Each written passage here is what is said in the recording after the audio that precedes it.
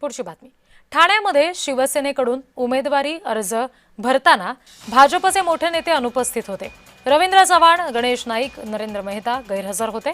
संजय केळकर, किसन कथोरे, सुलभा गायकवाड यांचीही अनुपस्थिती होती. ठाणे विधान परिषदेची जागा भाजपला मिळाली नाही, त्यामुळे ही नाराजी असल्याचं बोललं जातंय.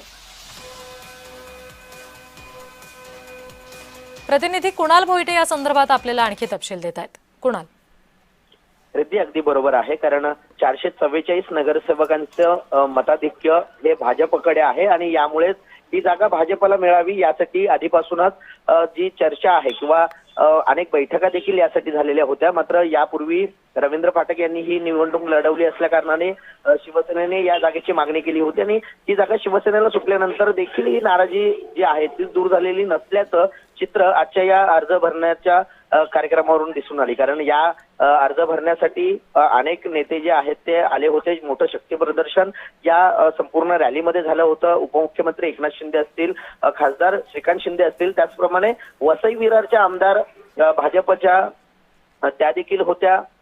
त्याच्यानंतर कपिल पाटील देखील होते, माजी खासदार. मात्र जे स्थानिक आमदार आहेत, जे ठाणे जिल्ह्यातले आमदार आहेत, त्यांच्याकडे नगरसेवकांचं बलाबल मोठ्या प्रमाणात आहे. म्हणजे अगदी, आणि त्याच्यामुळे एकंदरीत ही सगळी नाराजी असल्याची चर्चा त्यामुळे राजकीय वर्तुळात जोर धरते असं म्हणायला हरकत नाही.